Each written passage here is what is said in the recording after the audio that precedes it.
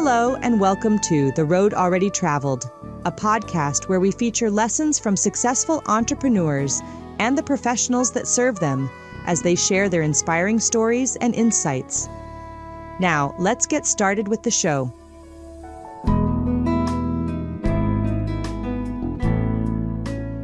Hello, I'm Rich Schutte, your host of The Road Already Traveled, where we share lessons from entrepreneurs, like-minded business owners, and the professionals that serve them, providing valuable insight to those listeners that are on the same journey.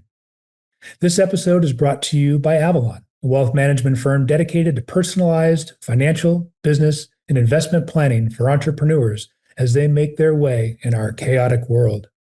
Are you ready to take control of your financial future? At Avalan, we believe wealth isn't just about numbers. It's about freedom, security, and living life on your terms. Wherever you are in your entrepreneurial journey, our team of experts is here to guide you every step of the way. No cookie-cutter solutions, just smart, personalized strategies designed specifically for your goals. Using our unique Optimal Entrepreneur Program and an unwavering focus on world-class service, our relationships are built to last generations, helping clients achieve lifelong goals through a thoughtful, consultative approach. Visit Avalan Wealth today and start building the future you deserve. That's AVALAN wealth.com. Today, I'm really excited to have Eric Castelblanco join us. Eric's been a friend of mine and a colleague in an entrepreneurial journey that started for me in 2020. And I'm just really thrilled to get to listen to your story today, Eric. I'm going to take a minute here and read your bio, so our listeners can understand that you're as impressive as I've always thought you are. Eric is a native of Bogotá, Colombia. He's immigrated from the United States and was raised in Los Angeles. There, he attended Loyola Marymount University, where he obtained a Bachelor of Science degree in accounting and was licensed as a certified public accountant in California. Following work as a CPA, Eric decided to attend Harvard Law School, where he received his JD in 1991. In 1995, he started the law offices of Eric E. Castelblanco, which eventually became Castelblanco Law Group, APLC. Since founding his firm, Eric has represented over 10,000 tenants. That's right, 10,000. And has handled over 1,000 habitability matters against landlords for a variety of grievances related to unsanitary, unhealthful, or unsafe conditions. He has been successful in securing for his clients over $200 million in verdicts and settlements from irresponsible and uncaring landlords. He works closely with numerous nonprofit organizations in the LA area fighting for better housing conditions, and most recently was recognized as a housing champion by the nonprofit group. Help me with this one because I'm not good with my, is it Inquilinos Unidos? United Tenants? United Tenants. You can see my Spanish needs some work. At its largest annual event. Additionally, he received the Leadership Award from the Latino Alumni Association of LMU and has been a member and current board member of Entrepreneurs Organization, or EO, which is where Eric and I met for over the last decade. He's on the board of regents for Loyola Marymount. And as we probably get into our conversation, we'll learn a little bit about what Eric's been doing with another entrepreneurial journey with a shredding business. So you're staying pretty busy, and it's really great to have you here, Eric. Thank you. Thanks, Rich, for the invitation. It's a pleasure to be here. Thank you. So, I love the idea of just diving in. We're going to spend a little bit of time talking a little bit about you as a person, and then maybe learn a little bit more about you as an entrepreneur. People don't necessarily always think of an attorney as an entrepreneur, but really, it's how you build a business, it's how you run a business, and it's how you find success in a business that really creates that definition. Then, of course, with what you're doing with your shredding business on the side and other things you've done along your journey, I think it's going to be an interesting conversation. So let's hit the fun stuff first. Yeah. Eric, why don't you tell me a little bit about something that most people don't know about you? Quirks, strange habits, hobbies, something that people. Well, I think I have hobbies. I love boating. I love being on the water. I own a boat and I love paddleboarding, kayaking. Pretty much, I just feel at peace, on the ocean, in the marina. I love it. And it's really my passion. And it was on my bucket list because I grew up with, my dad had a very small boat, like a 17-foot lake boat. And it was an old boat. It's like 20 years old when I was 17. And it kind of broke down half the time that we would take it out. But, the other half the time it was great. It was just, and, and thinking back on those days, a long time ago when my dad would trust me as a 17-year-old, he'd say, okay, yeah, you could take it out with your friends. And I took it out with a little truck that he had. It was a small boat, but still, a lot of responsibility. I'm thinking like, would I entrust my 17-year-old or now, my youngest is 19 now, but I don't know. That's a lot of trust. And I really credit my parents for the way they raised me, old school, kind of like giving us a lot of trust and a lot of freedom early on. And I try to do the same with my three daughters as much as possible in our day and age, but they're all very independent, and I grew up very independent as well. But it was a love of that little boat that basically made me buy a boat later in life, and it was on my bucket list. And I first learned about boating safety and whatnot, and now I treat a lot of friends and invite a lot of people on my boat, and kind of spreading the love. I just spread the love, and I hope maybe someday other people will also kind of get that love of boating as well. But that's kind of like my passion. Yeah, I love that. And, I've always seen you since I've met you in 2020. I've always seen you as just a kind spirit and a big heart. So that doesn't surprise me at all. Like, your mindset around that, which makes this next question something I'm super interested in, right? Because for this calm, cool, collective, thoughtful, kind man, I never think about like what are some of the crazy things we did, but what's one of the craziest things you've ever done, whether as a youth or even as you've gotten older? Crazy things. I don't know. I don't know if I'm that crazy. Um, well, crazy stuff. Probably, youth, doing crazy stuff in college, but I don't really want to talk about that. Statute of limitations. Sounds cute. I've already run, but yeah, I mean, I was so independent that, like when they say, oh, I remember like walking to school when I was I think it was kindergarten, like walking a mile to school and nobody knowing where I was. And walking back home, I'd always go by this little, like a pharmacy that had little candies. And I was kind of a little bit of a thief that I would like put a few in my pocket and never, maybe they knew it, but I was like a little like 5-year-old doing this, and that's kind of crazy. But I stopped being a thief, way back when. But that was kind of a crazy thing, I think. Yeah, yeah. Well, so at the end of the day, pretty true to script, right? You're kind of exactly the guy that I think I know. So that's great. I'd mentioned in your intro that you were an immigrant and were born in Colombia. Yeah, talk to me a little bit about what that was like growing up and how some of those things may have influenced you, as you immigrated and set on your path here in the United States. Yeah, I immigrated a long time ago, and I immigrated very young. I was 2 years old when my parents brought me from Colombia. So, and back then, it was very easy to come here as an immigrant because you could work at a factory job or at any type of like menial job that was low paying, which my parents worked at factory jobs, and they could make minimum wage. But back then, it was a lot more affordable to be able to get an apartment and live independently. I don't see that happening now as much. It's a lot harder. But back then it was a lot easier, a lot more calm.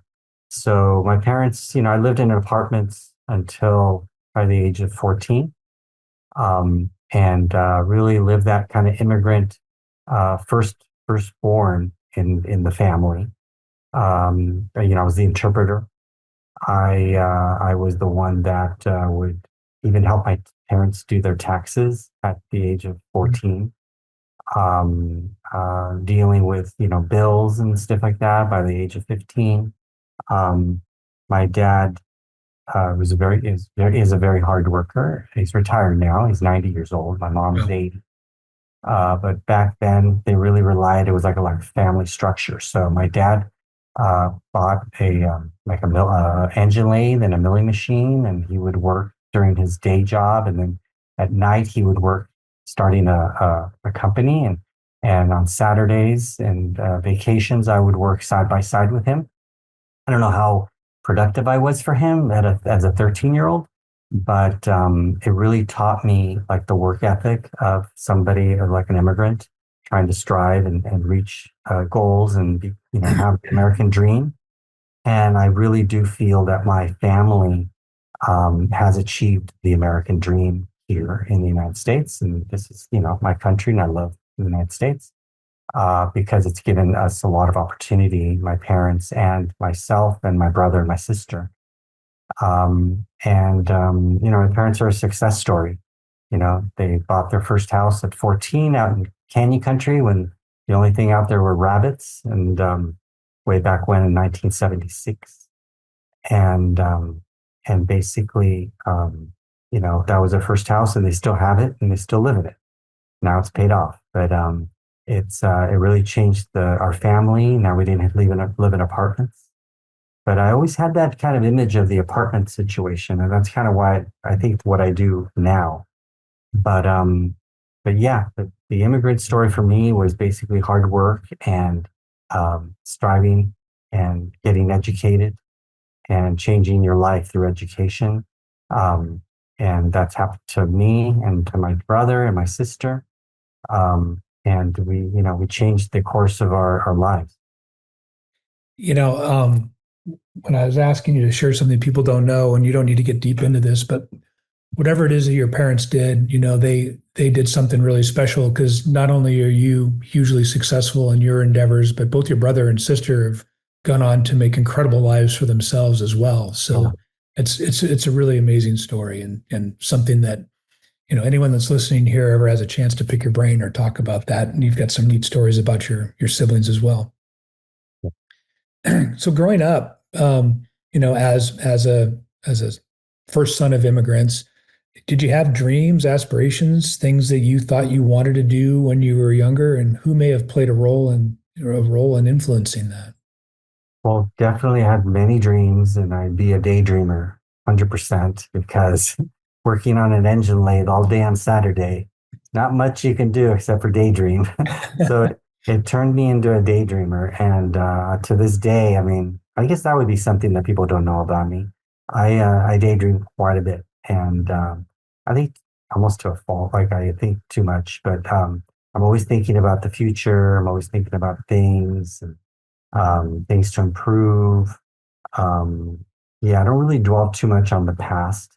I have friends that send me pictures of like 10 years ago, 20 years ago. And I mean, that's nice. It's like beautiful, but I don't really dwell on the past. I dwell more into the future and where I want to be. And I visualize a lot. I visualize about things that I want to do or be. And so, yeah, it really did shape me. But one of the people, not my parents taught me how to work really hard. My dad is a very hard worker, and I worked side by side with my dad for many, many years.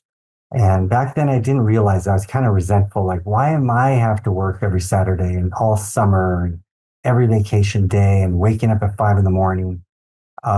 Why is that my life as a kid, when everybody else is playing all summer long? And now it's like, those are the best times, because I really bonded with my dad. And he kind of ruined me to be an employee. Because if you can think about it, at the age of 14, 15, he never had more than two employees, but a small little shop. But I was kind of like the boss. And, when my dad wasn't around, I was the jefe. You know what I mean? And jefe is like, so think about it, it's kind of ruined me to be an employee. And I don't think I was very good as an employee because if I messed up, my dad would never yell at me. He'd be like, he's very patient. He's like, okay, we're going to try better, even though I've totally messed up something, right? But then I remember being a lawyer and kind of messing up. And obviously I wasn't a very good employee, right? So there was this boss that came in and so like yelling at me. And I'm like thinking to myself, who is this guy that's yelling at me when my dad doesn't even yell at me for making a mistake as an employee? And I kind of yelled back at him. I took him it was like yelling at my office. And I remember distinctively getting up, shutting the door very forcefully and getting in his face and like basically yelling back at him. And he was shocked. Well, obviously, I didn't last much longer at that job. But yeah, I just was never I don't think I was a very good employee. So that's why I went off on my own and started my own firm. But that is definitely something I'm sure that the audience listening into this can relate to, right? It's like I think entrepreneur, if you actually define it in the dictionary, would probably just simply say unemployable. Yeah. If I get a job applicant that wants to work in my firm and they're just like me, I don't hire them because I know they're going to suck. But I'll tell you a story. Okay, so my dad was very influential, but my uncle, my dad's brother, he passed away. Was one of my favorite uncles, if not the favorite. He introduced my mom and my dad initially, so that's how they met, through this uncle. And I went to Colombia to visit him and the whole family at 18. And he said to me, he says, I want you today, I want you to come with me and just shadow me all day. And my uncle, Joffre, was a true entrepreneur. I was shocked at his life. He had 4 different businesses. That day we went from one business to another, from importing soccer balls in Colombia to just refabricating like Atari games back then to be like, coin operated. I don't know if that was legal or not, but all these different businesses. And it just opened my eyes to somebody that could be so, such a great salesman, so loved, be able to just sell anything and to have multiple businesses and be so successful. And I'm like, I want to be like that guy someday. And in a way, I kind of am a little bit like my uncle, Joffrey. And that was a really influential day. And that was just one day that he changed my life. That is absolutely an amazing story. I love that. Thank you for sharing. Really, this is kind of like where we transition into some of the business side of things. And I think you really teed the first question up really well, right? In terms of, growing up in a small business, recognizing the fact that, you weren't going to be working for somebody. You had already gone from getting your CPA license and then deciding to go to law school. And now you're this attorney that, as I talked about on your intro, has had some incredible success for the people that you wound up working for. What was it like after that moment where you forcefully closed the door and realized you're going to open up your own shingle? What was it like getting that thing started? What did it feel like? Well, it was a roundabout story. Yeah, it didn't last at that firm very long, but I went to another firm for another year. And then I just felt like, big law just wasn't for me. It's kind of boring. I'm sorry. It just wasn't for me. So I teamed up with my brother and started a long distance company, completely different. And we were totally underfunded, didn't know what we were doing. We kind of did that for a couple of years. He didn't go very well, but it taught me a lot of things. Taught me how to be a good salesperson because I had to sell. long distance services. He went off to MBA, JD, law school and whatnot. And then I started doing like a cell phone company and started selling cell phones, and that didn't do that great. And by that point, I was really kind of really poor, really penniless, while my law school buddies were making tons of money. And I'm like, well, why don't I just go back to the law? But I'm going to do it differently. I'm going to do it on my own terms, and I'm not going to represent corporations or multinationals, obviously, because I was by myself. I'm going to represent people. And by that point, I was pretty good as a salesperson because you don't really get to learn how to sell as a lawyer. But I put on my salesperson hat and just started selling legal services. And then I took over a practice of a person that died, an attorney that passed away, a Stephen D. Karp, passed away really young. He was in his mid 40s, heart attack. And I took over his office. And I, struggled, but overnight I had like 8 employees and like, 5, 6, 700 clients. And he did immigration work. And I did immigration work for like 5 years and did okay. But the problem with me is that I'm good at sales, but I wasn't good at collecting from my client. So the business model was basically me selling and selling on installments, but then keeping track of the installments. And I was dealing with people and people of lower means. And if they missed a payment and they'd give me a good excuse, I was like, well, okay, don't worry, next month. But people took a little bit of advantage of that because it's not typical for a lawyer to say, oh, don't worry, pay me later. That's not typical, but that's kind of where I was coming from. And so I didn't make a lot of money in the immigration stuff. But then in an instant of trying to help somebody, so there was a client, her name is Martha Alvarado, and she came to me in 1997 with kind of a hard luck story about her issue with immigration, and I helped her. And eventually she didn't pay me, but she couldn't.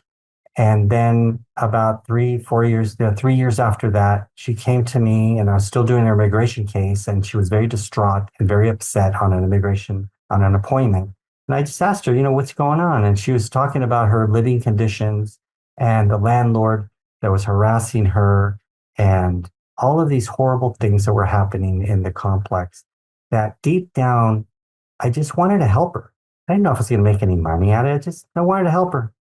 And I said, well, I know you're going through this. Is really horrible. Let me see what I can do. I didn't know the first thing about habitability law. I couldn't even pronounce it back then. And I said to her, maybe are your neighbors going through this too? She goes, yeah, we're all going through this. I'm like, okay, well, let's see if we can set up a meeting and talk to them, see what we can do. Calls me about a week later and says, Abogado, we're ready. And I'm like, what do you mean we? Who's we? She goes, my neighbors. And I'm like, how many? She goes, 92 of them. I'm like, 92? Are you kidding? Okay. So I went there and had a meeting with them, went and visited the apartment complex. And lo and behold, it was really bad. It was really bad. Cockroaches, rodents, just holes, leaks. It was just a horrible place. And everybody was paying their rent. And this was in East Hollywood. My first case. Didn't know what I was getting into. Signed them all up and did a 2-year battle with a very powerful landlord who had a very powerful defense firm. And they saw me as somebody that was inexperienced, in over their head. They would even write letters to me in writing. You're in over your head, blah, blah, blah, blah, blah, blah, blah. But they didn't know what kind of fighter I was. They didn't know that even though I didn't have any money, I had a lot of friends, and friends would come out of the woodwork and they would help me. And I would reach out for help from nonprofit groups and they would help me. And after a 2-year battle, I was in the hole, like hundreds of thousands of dollars in debt. from friends that lend me money. And we were picking a jury, and I was ready to go. And they blinked and they settled. And the defense attorney walked up to me and said, okay, $2.14 million. Is that good? And I said, you got a deal. And it seemed like the defense attorney was really happy. As almost as happy as I was. He's like, I hope this makes a real difference in your clients' lives, which it did. Huge difference. People bought homes, people started businesses, and then that set me off on a 25-year journey to represent tenants against very irresponsible landlords. And it's been incredible. And I've done a lot of good things for folks. I think I've changed a lot of families' lives for the positive. Changed a lot of kids' lives for the positive, families. And I feel really fulfilled in my legacy. And when you say, like, what is a legacy? I think that's my legacy. My legacy is basically doing these type of cases when nobody was doing them. Now there's a lot of competition. A lot of people are doing them. But back then in the year 2000, there weren't lawyers that did a lot of habitability cases. There might have been a nonprofit group here or there doing one case. I basically made it into like a McDonald's, and I monetized this area of the law. And I think that is my legacy, where, popular or not, I gave tenants a voice, and tenants now know what to expect in terms of their living conditions, and they know their rights. And I think that stemmed from my work for the last 25 years. And what an incredible legacy that is. I just want to pick a couple of things that you had mentioned that I think are really worth making sure that everyone else kind of got those nuggets from you. But so first of all, for our younger viewers, selling long distance was a thing. This was before you picked up your cell phone and it would call anywhere for free, right? You used to have to pay to call somebody even outside of your own area code, right? Let alone across the country or even nationally. So that dates you and I, but just to make sure that our younger audience is clued in that was really a thing. You can be on a phone call, remember? And if you're on the phone call on the rotary phone, and you'd say, no, I'm on long distance call. It'd be like, oh, okay, he's on long distance call. Okay, no problem. It must be really expensive. Right, for sure. But there's some things that you'd said that it really resonated with me, right? It's like, you kind of you found your place from just a calling, right? A heartfelt. So there was sincerity in what you started doing, right? And I think that as any entrepreneurs, building businesses and starting to look at, things that they can grasp onto, like having something that you can really hold in your heart is important as you do it, regardless of what that experience is.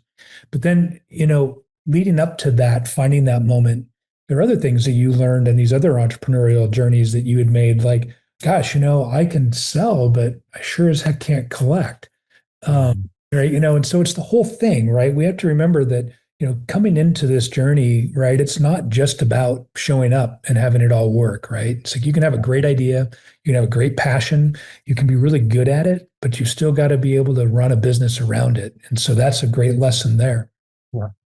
And then parlaying what you did and seeing that difference that you made, and then moving forward with defining success around it, right? It's finding an underserved area, right? Someplace where other people, aren't touching that need, where there really is one, and uncovering it, right? Really does open up that door to create, as you had suggested, a genuine legacy, right? In terms of how you've been able to change people's lives while enriching your own, right? And providing quite nicely for your family. So just a few things that I hope everyone else heard there, as Eric was chatting. It's a remarkable story.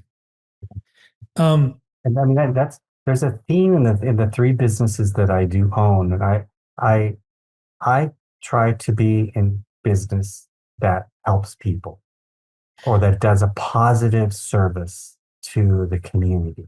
That's always been very important to me. People, not to disparage, but a lot of people say, oh, why don't we start this this venture and this venture. And it's like, I don't know if I would want to be associated with those ventures. You can make a lot of money, but does it really help society? Does it really help, the community? So like my law firm helps the community. I have a shredding company in Arizona that, protects documents and protects against identity theft. And I have a traffic school in California that educates people for being a safe driver. So it's like, I always try to stay in the positive realm for business. Yeah, and that carries through in your life and how you handle yourself. So definitely another great nugget there. And a couple of the questions that I had teed up next, you really answered quite well in your story, right? As far as, where did that idea came from? Where did the idea come from? Right? It kind of just landed there, and then you finessed it, right? What the early days were like, and you really highlighted that quite well and left a lot of great information for everybody. Biggest turning point, would you consider the biggest turning point in your journey with the law firm itself as actually getting that one person reach out to you that turned into 92 people that were in that? Was that the turning point? That was a turning point, definitely, in my law practice. I think there's been several turning points in my law practice that have made it even more successful. But we've like basically focusing on one thing and doing that one thing very, very well has also helped in terms of the success. I know you read out as $200 million in recovery for my clients. Actually, it's over 300 million at this point in that career for habitability cases. It's amazing. And my firm prides itself that we don't just like settle cases, but we can take cases all the way to trial and a jury trial, a verdict.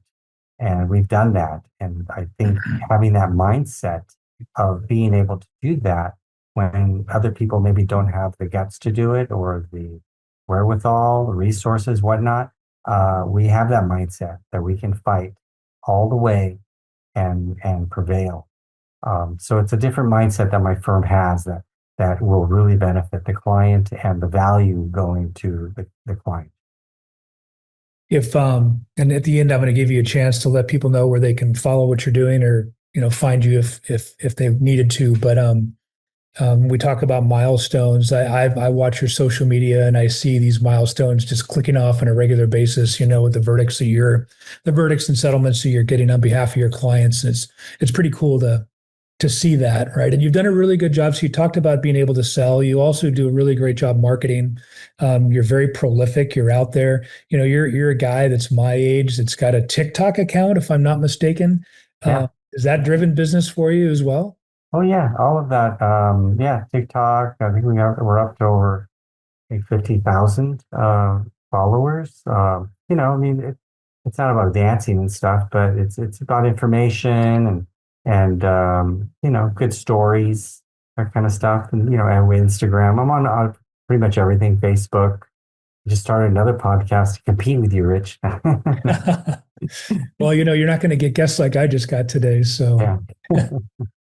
Thanks. Yeah, one of the things that we want to do here, right, is to highlight, wins and losses, right? Since they both play an equal role in where you are today, where, entrepreneurs, like-minded entrepreneurs are also at today. Maybe you could talk about a couple of pitfalls or maybe mistakes along the way that you've learned a lot from to help move you forward.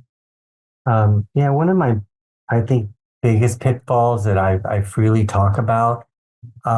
So imagine I grew up with very modest means. I grew up poor, apartments and stuff, and never had a lot of money, and I had kind of like this yearning to get rich quick.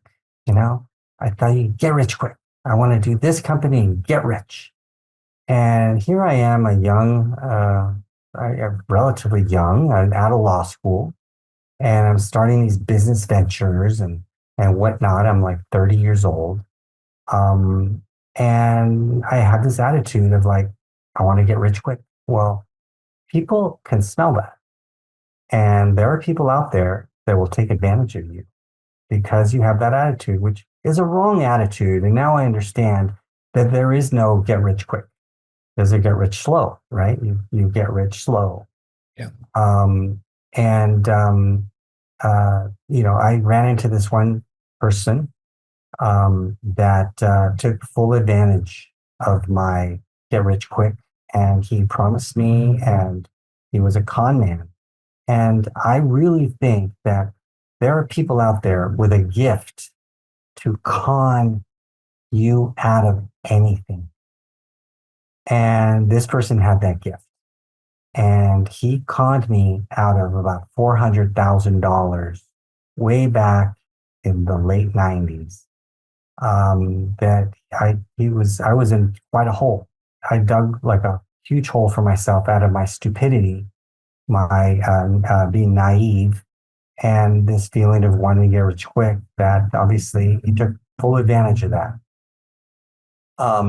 So the lesson that I learned is not to trust. If something's too good to be true, don't trust it. Don't have that feeling of getting rich quick. Just be methodical and have a plan, and don't trust people. Fortunately, I wasn't the only person. Well, unfortunately, I wasn't the only person that he had conned. He had conned like 20 people, and it was like to the tune of like $20 million. And eventually, he went to jail. But it's a very interesting thing that I benefited immensely from meeting that person. Not only did I learn a huge lesson, but more importantly, I met my partner in the shredding company through him. My partner was also one person that was also defrauded. And it was a very weird environment because he thought I was in on it and I thought he was in on it. And one day, near this person's office, we saw each other on the street. And we ran into each other. We crossed the street. We saw each other. And we looked at each other. Are you in on it? Are you in on it? We're like, something's not right here. Let's go to lunch. And then we had like a 3-hour lunch. And he explained everything, his story, my story, I explained. And it was like paired up. And it's like, whoa, we're both getting scammed here. Let's bring this guy down. And he and I contacted the authorities, the proper authorities, and put a case together against him that eventually he went to federal prison. But in the process, my partner, Todd, and I we worked really well together, and we liked each other, and we trusted each other, and we just started a business together and buying and selling foreclosed homes, and in Utah, of all places. And we did that for like 20 houses, and we made a little bit of money. And in 2005, we're like, this is too good to be true, too much competition, let's get out. So we sold everything in 2005. And it took us about 6 months because we said, you know what, we really work well together. We trust each other. We've been scammed by this other guy. You know what, let's stick together and do another business. And we're like, great. So what business? Who knows? Let's figure it out. So roundabout way, we came across this idea 6 months later to start a shredding company. Now, wasn't the first shredding company that's ever been started, but it was such kind of an easy business. And it was about sales, right? Yeah. That and marketing, that we just started it. And we started it in Phoenix, Arizona, of all places, because Todd wanted to move back to Phoenix and his dad lived there. So Todd and I, 50-50 partners, and his dad helped out. He was a retired police officer. And as a retired police officer, he knew a lot of retired cops that his buddies and say, hey, you want to work for us part-time? Sure. And we're like, great. They have health insurance. Okay, we can help. We can save on that. and they're very people oriented. So we had to name the business the same initials as the initials of the real estate company for whatever reason, because we didn't want to start another corporation. I don't know what we were thinking, but we just said, it's PDS, right? So why don't we call it PD Shred premier document shredding. We're like, that's great. We'll just do pdshred.com. So all of our the vans, we started with 2 vans and a little shredder, and it was called pdshred.com. Well, I guess this was not even our master plan, but it was a little confusing because all of the people bringing in the uniform, PD Shred, they were all retired police officers. Okay. So people thought that it was police department shred. Oh. Now, in Phoenix, Arizona, people love the police. They love the police officers, right? There's so much trust there. And we were an off-site shredder, which means that we take your stuff and we just take it. You don't see it, just take it somewhere and we shred it. Well, we were very honest because we're all they were all ex-police and they trusted us immensely. So as a marketing thing, it just spread that, oh yeah, go to PD Shred, go to PD Shred. And oh my goodness, we grew like gangbusters. We started this business in October of 2005. We're going on 20 years. Wow. We started with Todd and his dad, Harry, with 2 little Ford Echo line vans and a little like $1,500 shredder. And we grew that business, mostly Todd, because he's an amazing partner, grew that business to like 20 something employees, 20 trucks. We service the entire state of Arizona. We service hospitals, banks, law firms, mortgage companies, you name it. We're all over. We're the largest independently owned shredding company in all of Arizona. And we do it with such, such care, such responsibility that I'm so proud of that business. And it all started because both Todd and I were defrauded by this guy. It would never have existed. Yeah. So you've recouped that $400,000 investment, huh? Multiple times. Yeah. And then just my friendship and partnership with Todd has been amazing. He's like my brother. And, it's just wonderful. It's just, I think it's a great story for me. That is a great story, and I'm gonna take that one for like one of the goods, in terms of something that people can see happens just organically. Again, with a place where there's a need, a will, a passion to do it well, and that's really cool. I like to talk about mentors. You mentioned, your father, but then your uncle that day. Are there any others that have come along for you that you want to shout out to or mention? I'll tell you, I'm a lot older. I don't have really mentors now, but well, maybe you're a good mentor. You've helped me a lot, Rich. And UI. But you're not older. I mean, now I gotta trust your advice. But in terms of mentors, I think I was very bad, and that was a weakness of mine. I think I would have avoided a lot of mistakes had I sought out mentors. Unfortunately, I did not. I was all about, I could do it. I'm smart. But I would say my dad showed me examples of hard work. My uncle showed me an example of what is possible.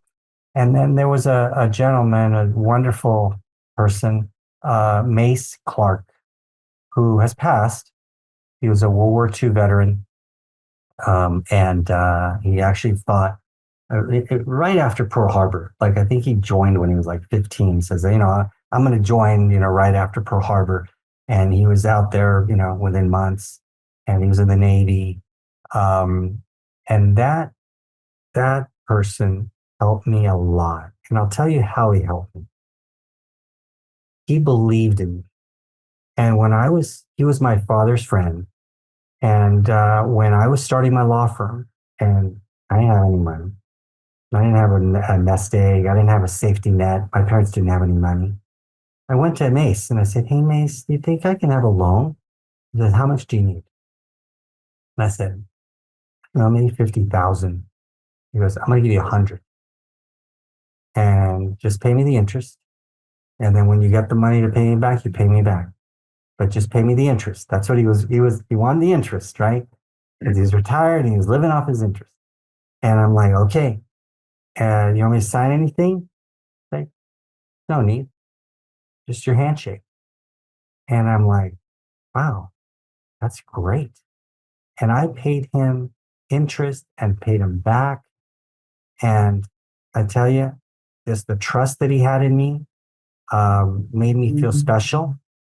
And, because really you sign a contract and stuff. If somebody's not going to live up to that contract, really, what are you going to hire a lawyer and stuff? It's just a pain in the butt.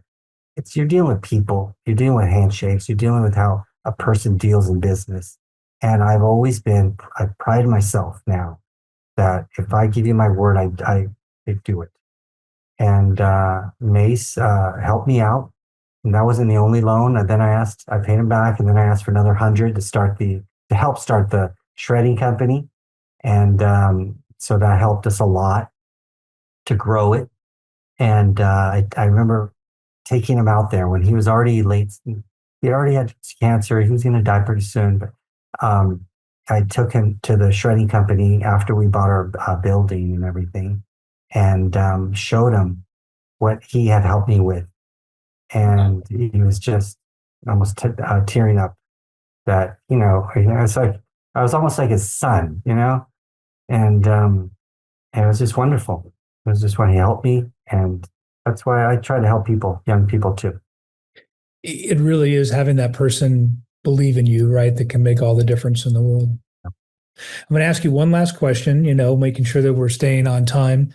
But before I do, I want to give you a moment to let people know where they might be able to find out more about what you're doing. Maybe a social media handle, a company website, for either the shredding company, the law firm, traffic school. We all need that at some point, right? But why don't you take a moment and just help point some folks your way so they can learn more about you if you'd like them to.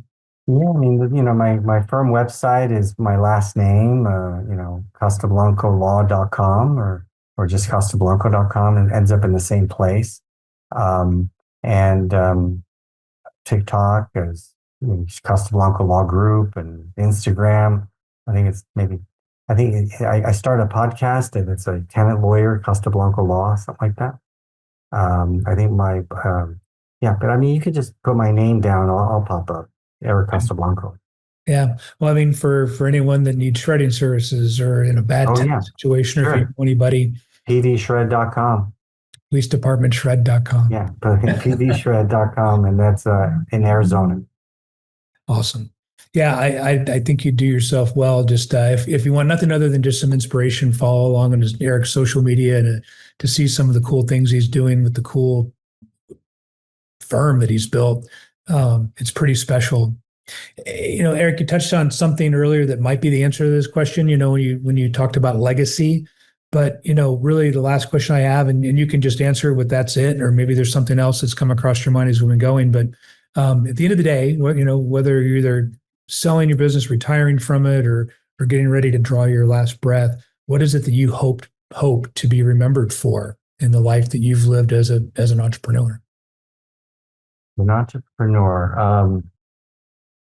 I would say, I think that as an entrepreneur, I think the biggest legacy that I wanted to leave is that I really helped a lot of families, that I really used my power as a lawyer, the resources as a lawyer to help the community, the Latino and African American community, and people that are basically, I fight bullies.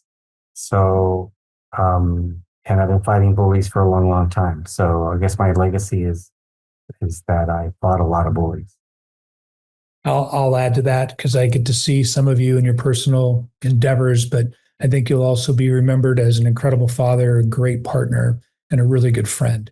And Eric, I was thrilled to be able to take this time with you and have you share your story. It's always been interesting to me. I'm sure that there'll be plenty of nuggets that those who listen to this are going to be able to draw out of this just to make themselves a little bit better. So between now and when you tune in next time for The Road Already Traveled, you can find on any of your regular podcast services. If you think you've got an interesting story or know anybody that does, please reach out to us at Avalan at avalanwealth.com. That's all A's, AVALAN. And again, until next time, we're looking forward to seeing you on The Road Already Traveled. Eric, thanks again. Thank you very much, Rick. Cheers. As always, thanks for joining us on the Road Already Traveled podcast. We're grateful you've joined our community and look forward to seeing you again for our next installment, so be sure to click subscribe so you won't miss a thing.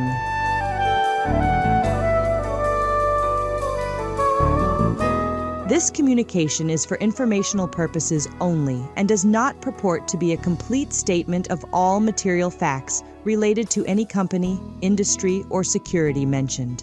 This material is limited to the dissemination of general information pertaining to its diversified services. The opinions expressed reflect our judgment now and are subject to change without notice and may or may not be updated. The information provided, while not guaranteed as to accuracy or completeness, has been obtained from sources believed to be reliable. Financial planning, advisory, and/or consulting services offered through Avalan LLC, a registered investment advisor. Prospects or clients who take advantage of any free consultations or services are under no obligation to hire Avalan LLC as their investment advisor.